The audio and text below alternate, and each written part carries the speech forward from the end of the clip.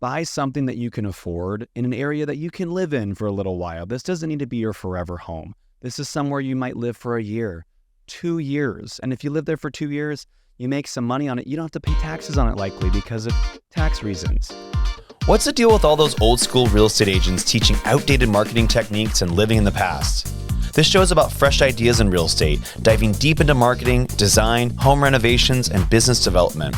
But we also talk about lifestyle, health, travel, and just living an incredible life.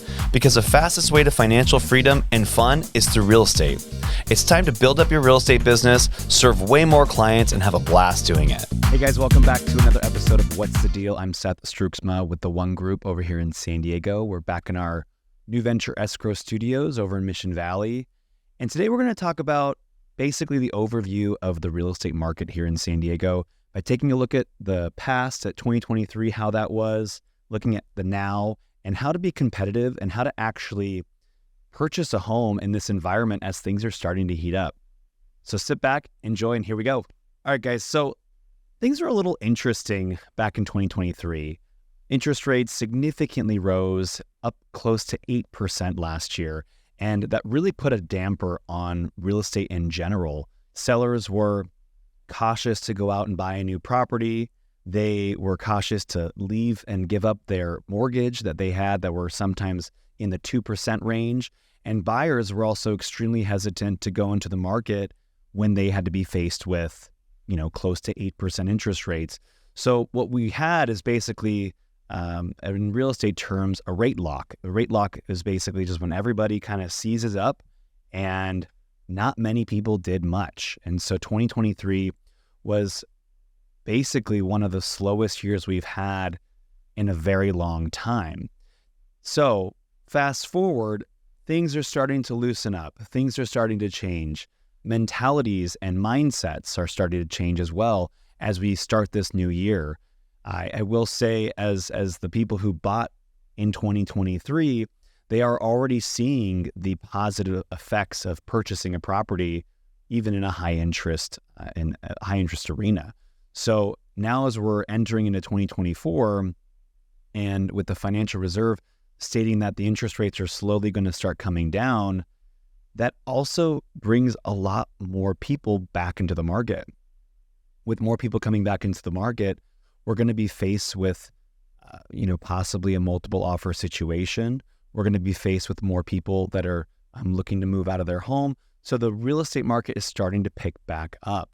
Now, this doesn't happen overnight. This is not something that just magically we decrease the rates and everyone floods the market again. Nothing in real estate actually moves fast. So even out right now working with clients, we're noticing that with the little decrease in interest rates, people are starting to get multiple offers on their properties. They're going above list priced all over again.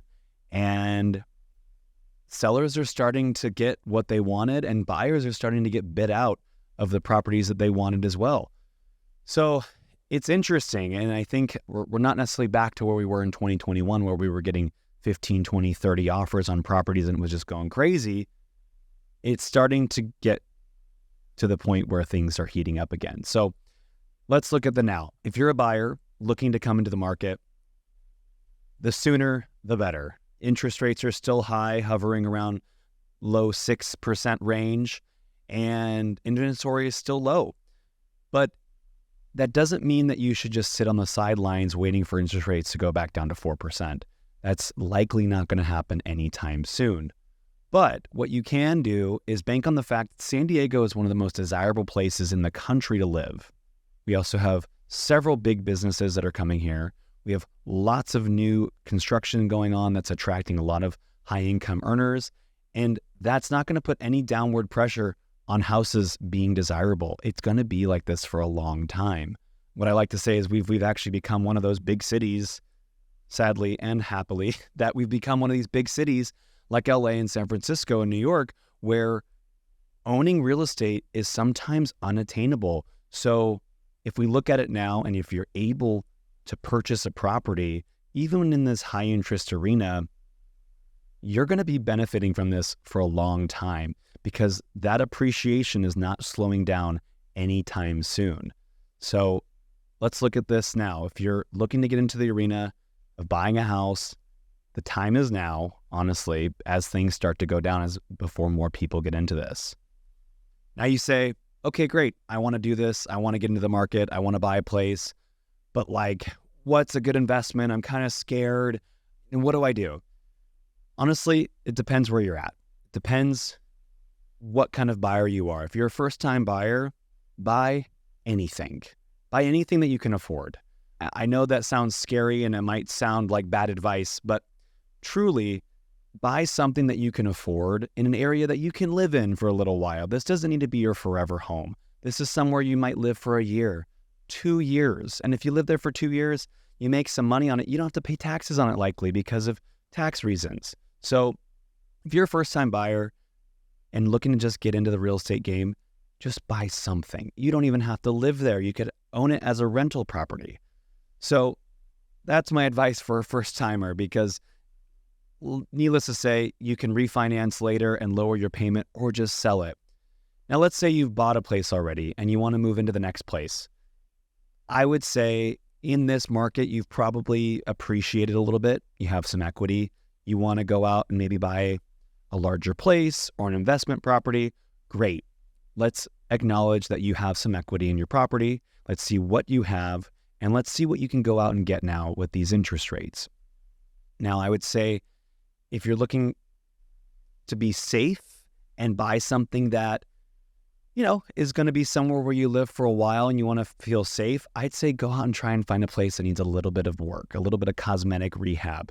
Don't put everything that you have as far as cash goes into the property, but buy something that maybe put 5%, maybe 10% down payment on the property. Use whatever funds you have left over and fix up the property. And once you're done with that, you can actually refinance. Hopefully rates will be done or lower once you've kind of got to that point where it's finished. You hopefully will have 20% equity in the property, thus eliminating your mortgage insurance and having actually a very comfortable mortgage payment with the house that you love. That's one strategy. Another strategy is if you're looking to move up, try not to be discouraged with their interest rates.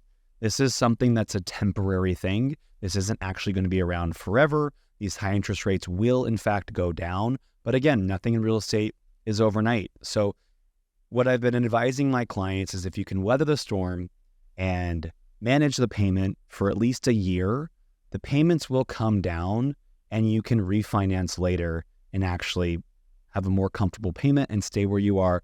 And in that time while we're waiting for the interest rates to come down, like I said earlier, the values will have gone up.